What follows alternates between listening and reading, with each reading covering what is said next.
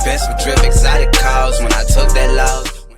What's going on, guys? It's your man, Ed Hayes, the wholesale coach here, back for another episode of the Wholesaling Mastermind podcast, guys. And in this one, I'm excited to say I've got my man Bob out here today. He's a short sales specialist. So I wanted to have him come on to the podcast, share a little bit of game with you all, kind of break down what the short sale process is and how we as wholesalers can get some profit working with people like Bob. So how are you doing, Bob? How's it going? Doing good, man. No complaints. Thanks for having me. Hey, it's my pleasure. My pleasure. Thanks for coming on. Yeah. Push the button. Push the goddamn button. Push the goddamn button. You heard what she said. I saw that you had joined my group, Wholesale Deals and Strategies. Yeah. And you had reached out. I think you had reached out to me, if I'm not mistaken. But you posted a post inside of Wholesale Deals and Strategies. Yeah. About short sales, and I started checking you out. I'm like, man, we should definitely have a conversation. One thing led to another, and now we're here. So before we get to down the pipeline or whatever, why don't you go ahead and introduce yourself to the audience, Bob? Awesome. Yeah, my name's Bob Vieira. I own Universal Short Sales. It's a full service short sale processing company. What we essentially do is facilitate the entire short sale process on behalf of the homeowner and real estate agents or wholesalers, investors, whoever hires us. Right. So right. literally that's start to finish. So just to give you an idea, that's, processing all the paperwork. We have awesome systems in place to communicate with the lender, hold them accountable to their timelines. We pretty much condense all the madness involved in a short sale, and we make it work a lot smoother and a lot better. Okay. Where are you located out of again? Located out of Florida. I just moved down here, Delray Beach. I started off in the Philly market though as an agent, Philadelphia, PA. Okay. As a real estate agent. Real estate agent, man. I was like any new agent, hustling around, just trying to get any deal that would come my way. And I ended up landing on a bunch of short sales. I had no clue what I was doing, messing up like crazy, but that's how I learned it, and then I just developed a process just from being a crazy hustling real estate agent trying to get any deal I could, and then I realized, hey, there's a real market for this. This is a legit niche. People need help here.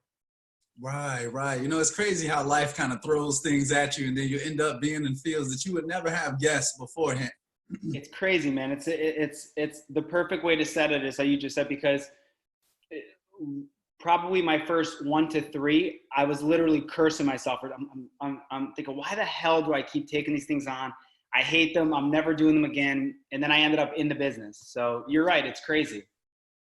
Yeah. So for people who don't understand what a short sale process is, instead of me kind of breaking it down, why don't you break it down to the audience? What is a short sale?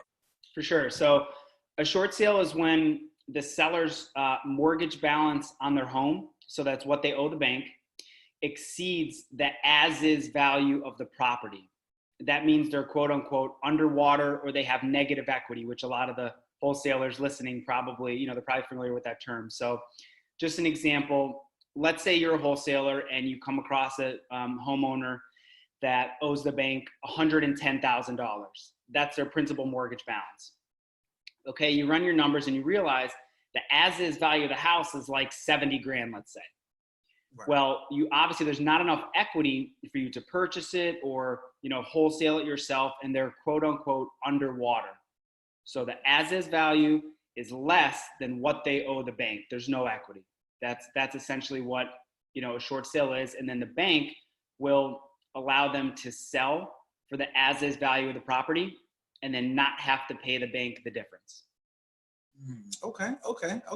So I know for a lot of us wholesalers, like you said, we come across these situations all the time. Mm-hmm. In fact, one of the very first deals that I ever worked on in real estate was a lady who was underwater, and it probably would have been a perfect lead for you, Bob. So, I wish I would have known you then, but, I was just getting started in the game, and essentially I kind of just left it alone, and I don't know what ended up happening with that seller. And, now that I'm thinking back to it, it's kind of messed up, just because my lack of knowledge about what a short sale was and how I can actually help that person, I just wasn't able to do it. So, I'm glad that to have you onto the podcast, because I'm sure that a lot of other people, wondered to themselves or have come across deals like, what can I do with this? I'll just pass it up. And they're potentially passing on, thousands of dollars and also helping that person.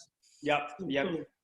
You're 100% right. Passing on the money, and then more importantly, being able to help someone, not just leaving them out to dry, like you said, Right. And that's the name of the game at the end of the day. It's like, we're supposed to be out here helping people. Yeah. So we need to be as knowledgeable as possible on different ways to go about helping people. Yep. So I'm curious though, like, so as a short sale specialist, so you all are pretty much like processing the paperwork. I'm guessing like communicating with the banks and things of that nature, filling out all of the paperwork, stuff like that, to be able to process this transaction for the seller then? Yep. All the documentation literally from A to Z. And then we get what's called a third-party authorization form, which essentially allows us the legal right to, I don't want to say represent the seller, but just speak to the lender on the seller's behalf and document the process, speak to the reps on the phone, everything that the seller would end up doing. And, it would be a nightmare situation for them. Right. Okay. So that's really interesting then. Okay. So Bob, like, how does someone, well, first off, let's start with like, how can someone like me, for say, like say for instance, I come across a wholesale deal that the numbers don't make sense for a wholesale, maybe it's a short sale potential. Like, how could I work with someone like you to actually be able to still help this person? What would I need to do? Yeah. So we work with about 300 plus wholesalers throughout the country, and it's growing. We have a wholesaler cash referral program. Literally, all it is, whenever you come across a lead, kind of like the first one ever that you just mentioned a couple minutes ago, right, and you realize, hey, there's nothing I could personally do to help this homeowner, you could refer the lead to Universal Short Sales, and typically we could help them, process a short sale as long as it's qualified, and then we automatically cut the wholesaler a check for $500 right after closing. So you could help somebody and you could recoup your marketing dollars.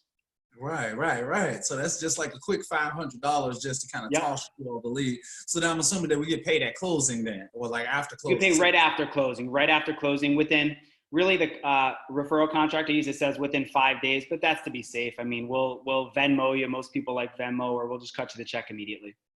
Okay.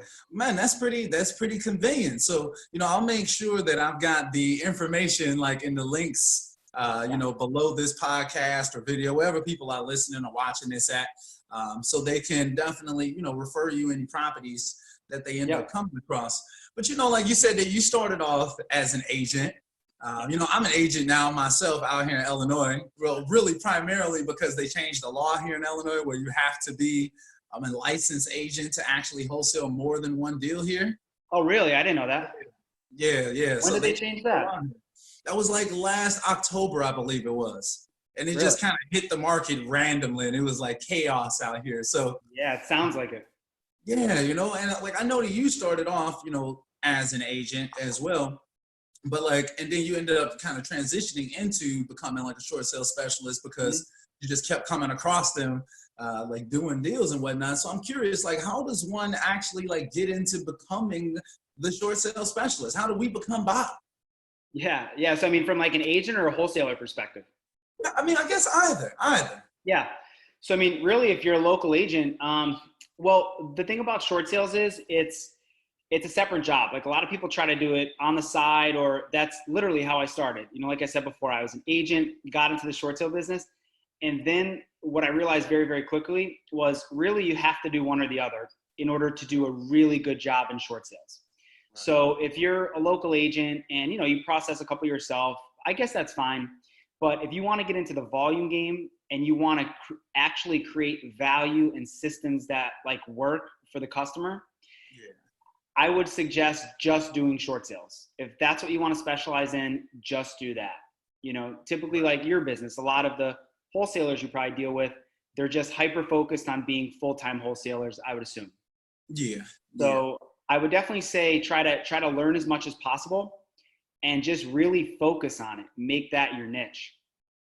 Okay. So do you have to be a licensed agent to start actually working on short sales? So no, and it depends how you word the contract. You want to be careful. So if you're the end buyer, you could just word your contracts as, hey, look, I'm not really working on behalf of the seller. We're just working on ourselves to try to get a good deal. So it's a little bit easier. But if you're just a processor, you just want to be careful and you want to disclose like you're not an attorney, you're acting different as a licensed agent, so on and so forth, because different states have different laws. So it's kind of tough to generalize it. Right. Okay. Gotcha. Okay. That's real interesting, because, I see a ton of different deals that come across. I'm asking for myself almost. I'm not even gonna lie. I'm like, look, hey, I wouldn't mind. But, like that does make a lot of sense though, that you kind of have to be the specialist in that. Like I'm not the land specialist or the REO specialist. So I tend to send it to other people that I know specialize in that. And there's so many different ways that you can go in this industry. Yeah. One thing I'll say from for like the wholesalers listening, that the bank isn't going to let you assign it. So like you'll have to double close, or there's a way to like step out of the transaction and get paid for it. There's like definitely different strategies you could utilize. But the bank is not going to allow you, just to assign it like you guys typically would. Right. Okay. So, and then the double close gets a little tricky because you could do it unless there's a deed restriction. So yeah. So like the banks will put, okay, you could purchase this property, Ed, that's fine, but you can't resell it till maybe 90 days down the road. And then they could cap you at what you could resell it for those 90 days as well. If you're going to get into this, for the wholesalers and investors listening, definitely be careful of those deed restrictions, because that could screw your whole plan up and your strategy. Right. Okay. Yeah. That's a really good note to make right there, because that's something that I'm sure a lot of people like wouldn't think of on the front end. So I'm curious, like, have you had situations like when you first started where like you didn't know that it was like a deed restriction? Like, so like, why don't you give us like one of those scenarios real quick? I'm just curious, like what has happened to you in the past dealing with those? Oh my Lord, there's so many. I mean, when I got started as an agent, I'll be honest, for my first couple, I had no clue what a deed restriction was. Literally had no idea. So, God, one example that's so tough. There's so many. I can't think of one with like a deed restriction in specific, but I mean, just in general, I could tell you I had no clue what it was until I got the short sale approval letter and I read it and I was like, the hell's a deed restriction? And then I was like, oh, actually I read that the buyer can't sell it. I think it was a 60-day. I think one of my first short sales, the buyer, it was a 60-day deed restriction. So I made sure I picked up the phone and I called the buyer and say, hey, I didn't know this before, but just so you know, if you're looking to flip this thing, you're not going to be able to. Luckily it was a buy and hold, but yeah, that's the only one I could think of, with a specific deed restriction when I just had no clue what it was. Right. So for the audience that's not listening, essentially like a deed restriction, and like, correct me if I'm wrong, Bob, you're probably more of a specialist on this, but essentially like a deed restriction is something that like the title holder, pretty much like the person who owns the house, can say like, oh, this property can only be used in this way going forward. And that restriction runs with the land, if I'm not mistaken. Like that's how the saying goes, or something like that. So it's like, once they make this restriction, it continues pretty much indefinitely, or something like that, if I'm not mistaken. Am I correct on that? 100%. It runs with the land. And the bank, remember, on a short sale, so let's say you're going to make an offer on a short sale, Ed, right? You make the offer. The seller of the house, like the private homeowner, is going to sign the offer. They're going to sign it, but the lender, whoever the short sale lender is, makes the final decisions on it. So that gives them the right to put a deed restriction on it. Like you just said, it runs with the land, and all they're doing is, you said it perfectly, they're just restricting what the new buyer can do with the property. Okay. And typically the restriction is, hey, we don't want to get fleeced on this. So, we know you're an investor, Ed, we know you're trying to make money on it, but guess what?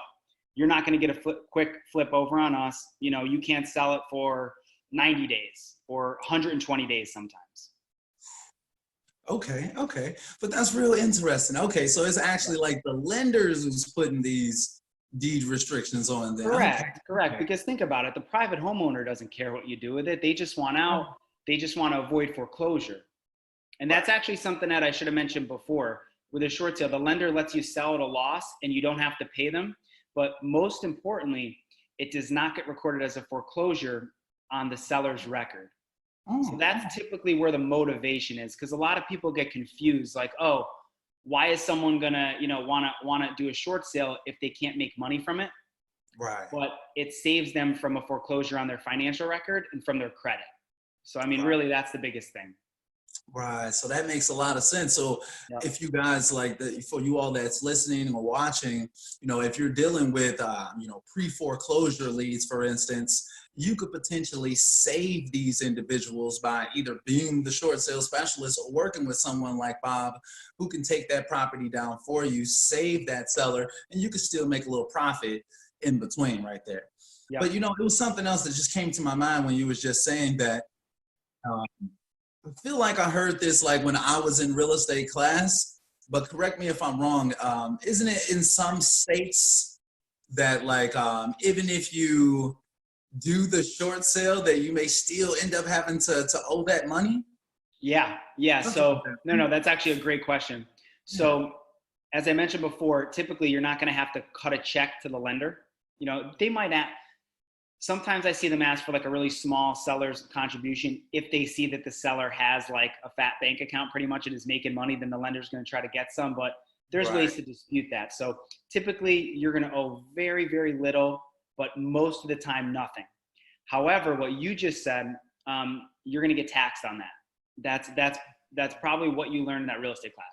So you're most likely going to have a tax bill in the deficiency amount. So let's say the difference is $40,000, right? Let's use the example I used before, the 110 properties worth 70, you owe 110. That deficiency balance, you don't have to pay that back, but they're going to tax you on that most likely. So you just get taxed on that amount, so you don't have to pay back the whole $40,000, do you? No. Okay. You mean like cut a check? Cut a check, in other words? Say that again. You mean like cut a check at settlement? Is that what you mean by pay it back? No, well, I meant like when you say like that you'll get a tax bill for the $40,000. I'm wondering does the tax bill say like, hey, you owe $40,000? I need to be careful here because I'm not a licensed tax professional, so I don't want to go too far in debt on it. Right, fair enough. I definitely know there's ways to, definitely just a disclosure, consult someone that's a professional in taxes, but there's definitely ways, like depending on the type of property you have, depending on what kind of asset it is, and also depending on the type of loan that's defaulting, there's ways to get tax breaks on it, and it just affects how much you have to pay them back in taxes. Mm-hmm. But again, I just want to be careful and be general because I'll be giving people the wrong advice. Yeah, I definitely hear you on that, and definitely fair enough. Bob's not the tax expert, so when it comes to that particular subject, definitely consults a tax accountant, like a tax attorney, something like that. Make sure that you're talking to the right. So, but I appreciate that though. I'm kind of asking like general questions because I'm curious myself. Yeah. And I think a lot of people probably. Like sellers will have these questions, like a lot of sellers will be like asking me. So, I'm trying to get a little bit of knowledge myself. This is perfect. You're asking the questions that your audience, who I would assume is mostly wholesalers, want to know, investors and wholesalers. So it's perfect. Yeah. So, I mean, okay. So, I've been out here for some years now. How long have you actually been doing short sales now? Since I've been in real estate. So this is my 6th year in real estate. I jumped in full-time as a licensee. And like I mentioned before, short sales were a part of my business, unfortunately, at the time, since day one. Right. Yeah. I mean, okay. So like you've got some experience then, like you've been in the game for quite some time. So you've seen a lot of things in the game. So I'm curious, like one thing that I always like to ask people who come onto the podcast is like, what would be like your best advice, just in general, kind of like for someone who's trying to get into real estate, maybe they want to start investing, maybe they want to start wholesaling, maybe they want to be the short sale specialist, whatever it may be, right? So many different ways that we can go. But like in general, like what do you think is your best advice for a newbie out there, someone who's trying to jump into the game? something that I just recently learned about 2 years ago. Pick a niche, especially in real estate. Pick a defined niche, no matter what it is, and just hyper focus on that niche. I remember my first couple of years as an agent, I was such a generalist, just hustle. I mean, like if you asked me those first couple of years, hey Bob, what do you specialize in? I don't know, real estate. Like literally, I had no niche, and you're just hustling around. Nobody knows you for anything, and really you're not adding that much value just as a generalist. So my number one advice, especially for real estate entrepreneurs, is just to pick a niche and just focus on that niche. Yeah, I think that that's some really, really good advice. Seriously, like, you know, I tell people all the time, like, you don't want to be the jack of all trades. The jack of all trades is never the king of one. That's what you really want to be. Like, you want to really dominate in one niche, one area, one specific type of distress or whatever it is. So that's some really, really good advice right there, for real. So for all of you all listening, make sure, look, hone in into what really, really matters to you. Like, I think one thing that I did, like when I was starting off, is like, you know, as I was kind of doing some deals, I started asking myself, like, okay, well, like, what are the similarity between the deals that I actually end up getting? You know what I mean? Like, because, you know, I'm reaching out to everybody. At the beginning, you're kind of just throwing out everything. You're just like, okay, I'm just gonna try this. Mm-hmm. But then I realized that when I really started to hone in on, it was really like my special niche that I like to target is like vacant, high equity, absentee owners. Okay. So it's like I just really honed in on those people, like their particular situations. And, you know, over time, I realized, okay, well, I'm a specialist for these types of people. So I don't just try to go out there and just target everybody. I'm primarily kind of focused on my niche. And it does make a huge difference on results. That's Seriously. awesome. So that's actually like a hyper niche what you have, because your niche is wholesaling, right? You would say. Right. Yeah. And then within wholesaling, you're saying you have a niche of absentee owners. So that's like a prime example. That's awesome. Yeah. I think that goes a long way when it comes to people kind of just honing in on what really, really matters. So Bob, like, you know, last year, and I know that the podcast listeners are super aware of this. Like, I was reading a lot of like articles and like doing a lot of research and stuff like that online in general. And it just seems like everyone is kind of talking about this event that's supposed to be happening in 2020, or like some type of market shift, some type of market something, right? So I'm wondering, like, what do you like? Do you like, what's your opinion on that? Like, do you think that something's coming? And also to kind of add on to that, like, how do you think that like short sales are going to play into these potential market shifts? Yeah, it's a great question. So I hear the madness too and all the noise. I just think we need to be careful, because when you listen to the major media outlets, at least this is what I notice, they seem to lump the entire United States real estate market into one, if that makes sense. That's true. So, you know, you turn on like Fox Business, CNN Business, whatever the case is, and it's always like, oh, the real estate industry or like the economy itself is doing great, or the real estate industry and the economy itself is doing terrible, or it's in the middle. But really, real estate, in my opinion, is made up of submarkets. So every state, every county, and every big city, in my opinion, is in a different phase of the market cycle. So let's take your guys' market. You said it's Illinois, right? That's your major market? Yeah. There's tons of foreclosures and tons of people underwater in your guys' market. So you can't take, right, the Illinois market and compare it to, let's say, Washington State, which is very, very healthy, just as a random example. You know what I'm saying? So like it sounds like I'm dancing around the question, but I can't answer whether or not like this large recession is coming nationwide, whether or not it's coming, because it's just a market dependent, like real estate's a local business. It's on the local level. You can't compare one small market to the next. So I think people, instead of focusing on the nation as a whole, the market, I think it would help to hone in on your local market that you're looking to invest in. Right.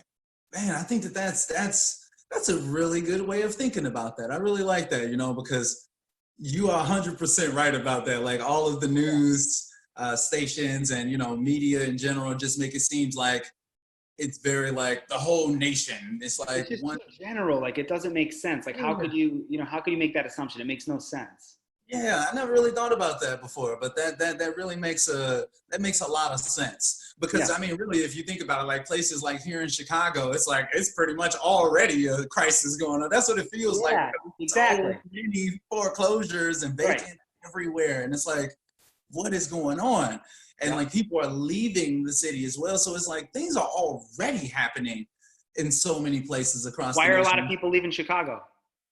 I think it's a combination of things. I'm personally leaving Chicago in June, actually, so it's crazy. I'm probably going to end up in like Texas, Las Vegas, or Georgia, but you Wow. know, it's coming soon. But anyway, but like I think people are leaving. I think it's like a combination of like high taxes. I think we have some of the highest taxes in the nation, like second or third highest taxes.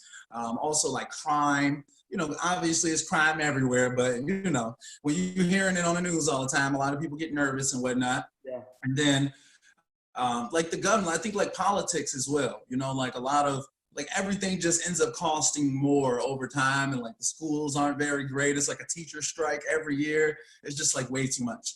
But like my whole thing is like, actually today is the first day that I've seen sunlight.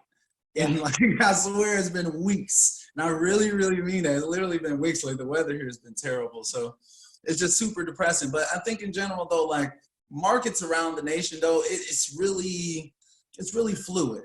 So that does make a lot of sense when it comes to like what's going to happen in 2020. Yeah, but I mean, I guess I could kind of answer your question. I don't think it's going to be a doom and gloom recession like we had in '08. I don't think that's going to happen. It's just going to, certain markets that are a seller's market now, really healthy markets, I just think they're going to dip. And then I think markets that are at a buyer cycle of the market, they're going to go up. You know, like there's going to be dips, but I don't think it's going to be anything crazy.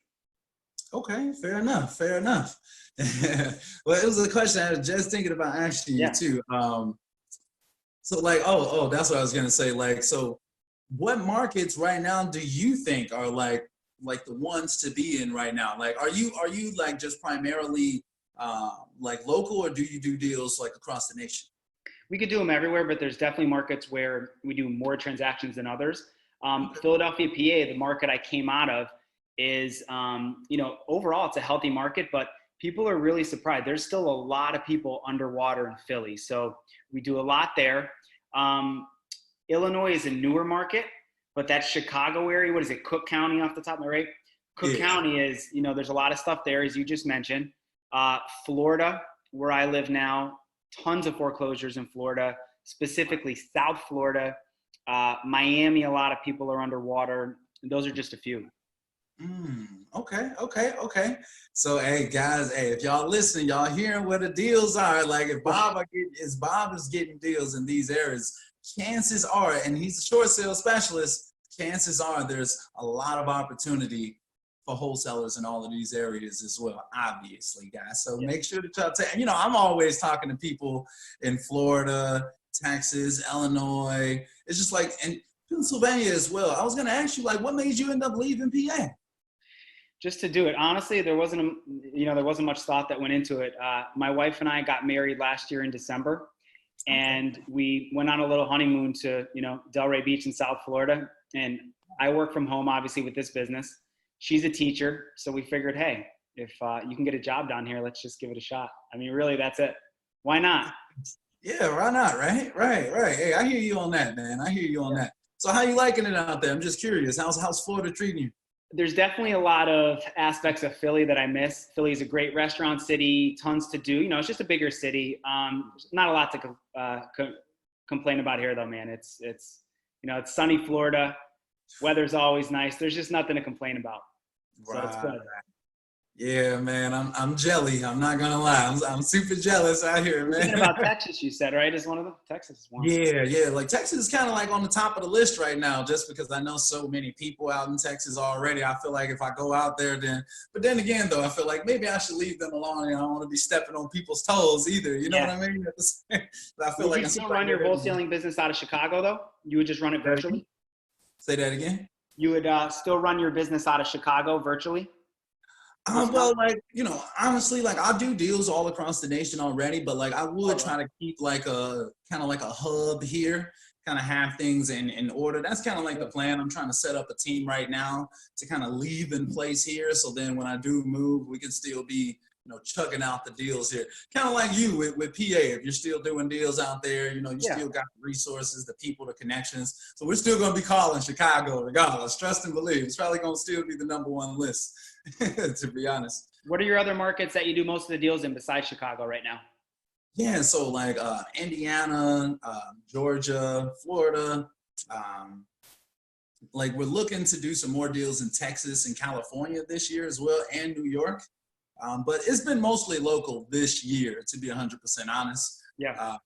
But yeah, we're looking to expand though. Like I really want to be doing deals in Georgia, Texas, California, New York, and Illinois this year, like those 5 states. Awesome. Now, question for you: looking at upstate New York or New York City area? Like honestly, at the point I'm not even sure, because like typically how we start off the process is that we'll always reach out to investors in those states first. We'll find out like what they're really looking for, and then we'll kind of just work backwards on finding properties for those people. That's interesting. So, but like we haven't started the process in New York yet, unfortunately. That's interesting. Yeah. So that's how we like to do the business, man. I feel like a lot of wholesalers out here, and this is just like my personal opinion. Some people teach it differently or whatever, but I believe in like the process of if you don't have buyers, you don't have a business in wholesale. And that's how I believe. I don't always want to be trying to find new buyers and things like that. They're the customers. At the end of the day, they're the ones who's coming to the table with a check. So we always like to try to find the buyers first and kind of work backwards. So then let's say you get like a hot deal, fire hot deal. It's amazing. So you'll just send it right to your private buyer. You won't even post it on Craigslist, MLS, nothing. You just deal right with your private buyers. Exactly. Yeah. Like probably at least 80 to 90% of our deals, I want to say, it's literally like text and email, like just to our private list. It's so many shady people online. Like we've had to learn this the hard way over and over and over, especially in Chicago. It's just something about this city. Especially on Craigslist. Yes, and Facebook. Facebook is dirty. I'm telling you, like you will just have people like literally reaching out to your sellers right after you post the property.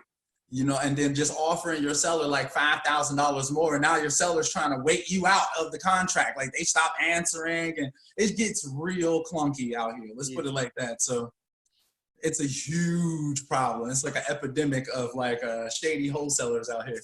So we try to keep our deals like just within our buyers list. Let's put it like that. We vet every single person that's on our buyers list now. We have conversations with every single one. Yeah, that's smart. Do you make them show proof of funds too?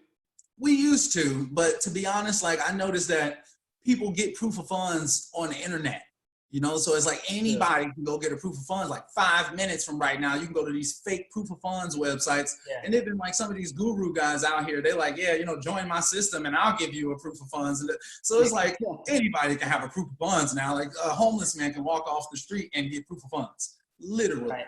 In 5 minutes. So I don't even want to see their proof of funds. I want to see their resume now. That's a really good point. That's a really good point because everyone says proof of funds.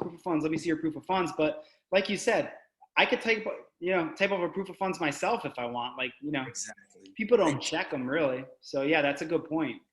Yeah. And like we've come across buyers, quote unquote buyers, who are really just wholesalers trying to wholesale our deals to somebody else. You know what I mean? And like, they'll literally be sending me I just did this. This just happened 2 days ago. I posted a property on Craigslist. I actually did something on Craigslist, right? I was like, all right, I'm posted on here. I'm trying again, Right. And I send the address to this person that says that they let me know that they're a wholesaler though. I'm like, cool. But they was like, yeah, I got this buyer that I want to shoot it to, right? I shoot them the address. Literally 5 minutes later, I get another wholesaler sending me the same property with $17,000 added onto the asking price. I was like, oh my God, went off on this person. I was like, yo, we can't be doing this, man. I don't know what's going on. Like, so, is it just when people like they're too lazy to find the sellers or they don't know how or like?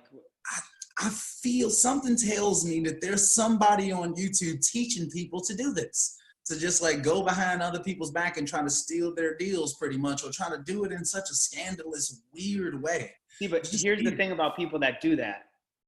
They're not going to be in the business for long. And that's just not for like wholesalers or real estate, just business in general. Like business communities, even in big cities like you see in Chicago, I'm sure, just like Philly was, the business communities are tight, man, especially real estate, RIAs, stuff like that. Like word is going to get out that you're going behind people's back, and then you're just going to get weeded out of those communities and not be able to do business with anybody. So, and it happens all the time. Yeah. I've had a lot of conversations like that actually, where like buyers are calling me like, yeah, do you know this wholesale? I'm like, yeah. They're like, yeah, don't work with them. If you doing deals with them, I can't mess with you. You will get blackballed immediately in this city. I've gotten texts. It'll work for a couple. It'll work for a couple of deals, but that's it. Exactly. So we got to be doing the right things out here. I'm a huge advocate of like honesty, integrity. We don't have to lie to people. So many people teach like lying as like the base level strategy. Go out and lie to people. It's crazy. It doesn't even make sense. You know, like, yeah, so I don't even want to break it down too much because I get super passionate about this stuff, man. I get so like. Podcast will go into like a different topic. You'll have to break it up. Yeah. But it's all good though. You know, we just having the conversation here at the end of the day, you know, trying to provide value. And I do think that particular topic of conversation is real valuable. I'm not going to lie, because it is a lot of shadiness that just happens in general in real estate. You know, I mean, but you know what, speaking of that though, have you ever seen like any type of like shady things going on with like short sale specialists or like kind of in that particular niche? Yeah. So never with my company, obviously, but going back to when I was an agent, obviously I never drop any names or anything, but I had an offer. So I was listing a short sale in Philly, and the seller, like I said before, the seller doesn't make any money usually. Typically, I mean, sometimes we can get them relocation assistance, which is like a couple grand. But most of the time they're not making any money. So we had the seller of a short sale wanted to make some money from the buyer, strike a deal with the buyer on the side. And obviously they tried to get me involved in it.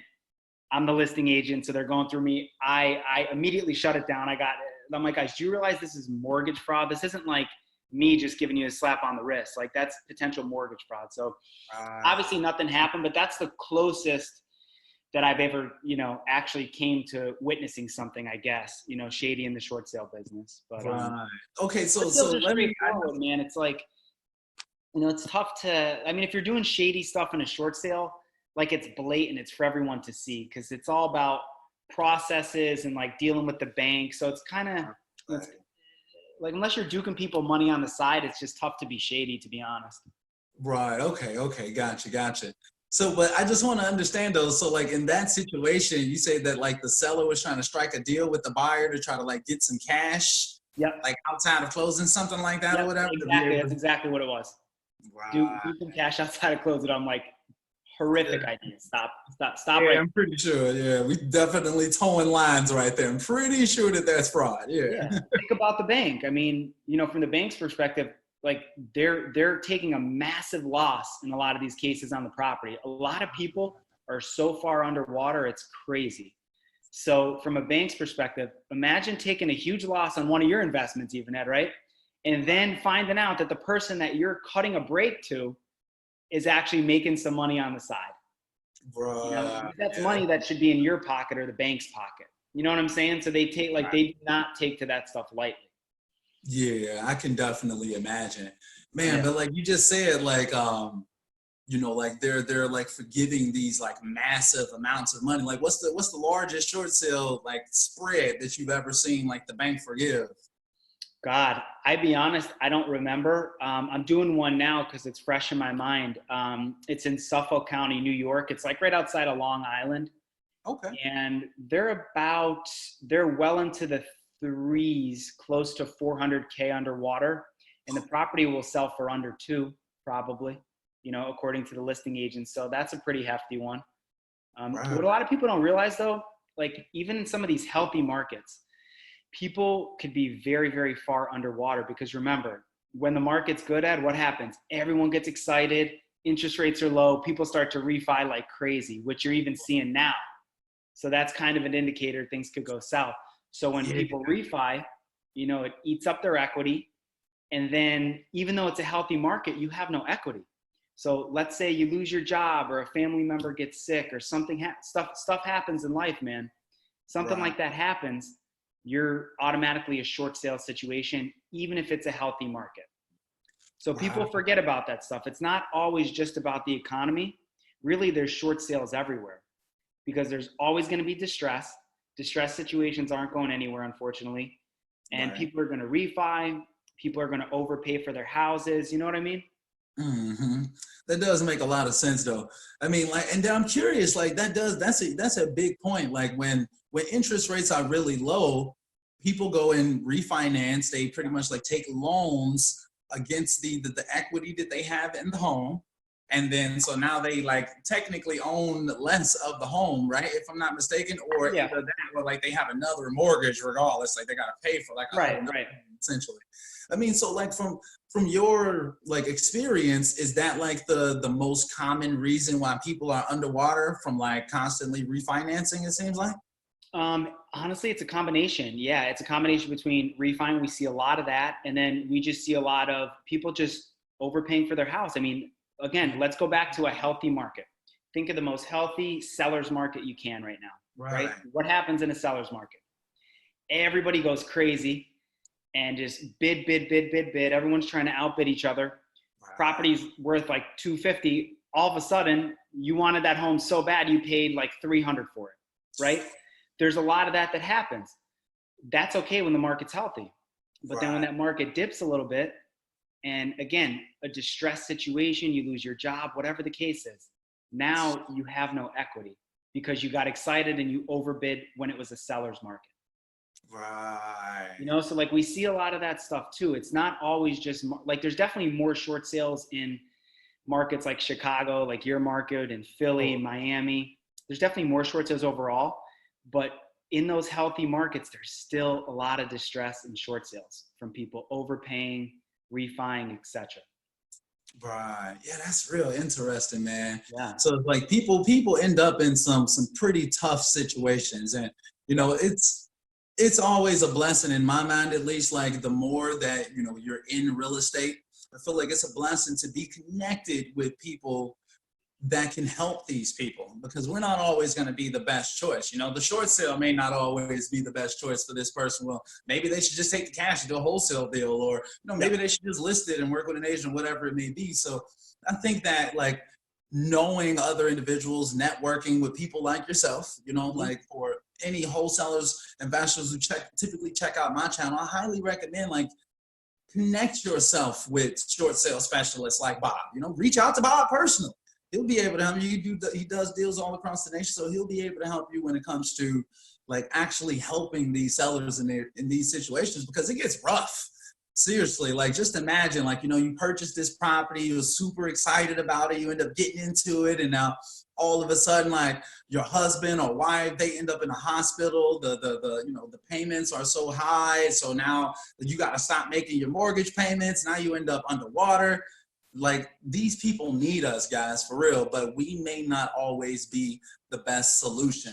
So we've got to make sure that we're networking with people like Bob, so we actually have those resources available to people. I really think that that's a blessing. Like the more that we network with other individuals, get more knowledge about the game, the more we can actually help more people. That makes us better, and that's how you become more of an expert over time. For real. So yeah, it's very well put, man. Yeah. So for you guys listening, make sure y'all taking action out there. Hold on real quick. Let me see where we at. Okay, just want to make sure we don't go too over anything. We good. So, man, Bob, this is a great conversation, man. I appreciate you coming on already. I enjoy it as well. Yeah, man. Like I think that I like to have these conversations just naturally. Like, we don't do any anything or whatever. We just have people come on, have a conversation. Let's talk real estate out here. You know what I mean? Like, that's what I like to do. Just have people come on who actually are in the game, doing deals right now, helping people out, genuinely giving value out here. So, Bob, real quick though, like I know that we had spoke about it, that you've got some videos like on a couple of YouTube channels, if I'm not mistaken. Like, how can people find more information from you? Like, if they want to watch a few more of your videos and they really connected with this, how could they be able to find you online? Yeah, I have a lot of instructional stuff on YouTube, and I can leave the link for that. It's a company called House Cash In actually does it for me, so shout out to them. But yeah, I'm gonna leave all my information here. My email, personal cell. I recommend texting if you want to talk about short sales, so we could set up a time. Yeah, man, I'll leave all my information, and just for anyone listening, just feel free to reach out. Even if you have like general questions, let's say you're a wholesaler and you're listening to this podcast and it clicks. You're like, holy crap, I come across these deals all the time, but you may not know like the characteristics of the deals. I'm happy to go over that with you too. Okay. What exactly you're looking for to see whether or not it may be a short sale, right. Stuff like that. So yeah, I'm happy to answer anyone's questions. Hey, that's genuine value right there, guys. I really, really mean it. Not a lot of people out here are actually gonna, be willing to give their time to help people who want to understand, who want to process deals or whatever. A lot of people are just like, look, if you don't understand it, don't even call me. Like, I'm not trying to spend my time. That's how a lot of people live. So I highly recommend, make sure that you all connect with Bob. I really appreciate you coming on, my brother. But before we wrap it up, though, I want to give you an opportunity to kind of, give any final thoughts that you have, any final, anything else that you want to tell the audience, let them know, anything that we may have left out. Yeah, I mean, really, we covered a ton, but I guess I could just kind of recap the Wholesaler Referral Program. It's real simple, guys. Whenever you're a wholesaler and you're talking to a seller and you realize, look, I can't help them, but this may be a potential short sale situation for these people, you just notify me. You could shoot me a text or send me an email, which I'll leave at the bottom, and I guess Ed'll give it to you guys as well. And you just say, hey, Bob, I have something I want you to look at. And then I'll just send you through DocuSign. I have a contract template. It's a referral agreement, guarantees your $500 payment. I sign it, you DocuSign it with a click, and then I just reach out to the homeowner, qualify them, and if it's a short sale, you get paid at the end of it. It's really that simple. Man, man, that's a pretty good deal, guys, honestly. And just so you know, Bob, just for the record, I come across these deals all the time. I've got somebody to shoot them to. I'm going to be shooting them to you for the time being. You know what I'm saying? So, hey, and I highly recommend for you guys that's listening or watching this, shoot your deals to Bob. Look, he's obviously knowledgeable. He knows what he's doing. You see, he's a friendly guy. He's going to take care of your people out here. So that's who I'm going to be sending my deals to when it comes to short sales. I appreciate you coming on, Bob. You're the man. I had a great time. I really did. We'll have to do this again. This is fun. Yeah, absolutely, man. Absolutely. And feel free, if you got a channel that you end up starting up, something like that, have you come on as a guest or something. All right. I'd be glad to bless the channel for you one time. Awesome. But all right, though, guys, I think that we're going to go ahead and wrap up this podcast. This is another episode of the Wholesaling Mastermind podcast. Once again, shout out to Bob for coming on to the podcast and giving some real good game out here when it comes to short sales. If you're looking to get these deals closed, you don't have to just pass up on these deals. Now you got an option. I'm going to be having more people just like Bob coming on, giving some great game. So make sure that y'all subscribe and hit the like buttons, all of that good stuff that everybody always says. Y'all push the button. Push the goddamn button. Push the goddamn button. You heard what she said. I know what to do at the end of these. Anyway, though, guys, I hope that y'all like this one. And until next time, guys, we are out.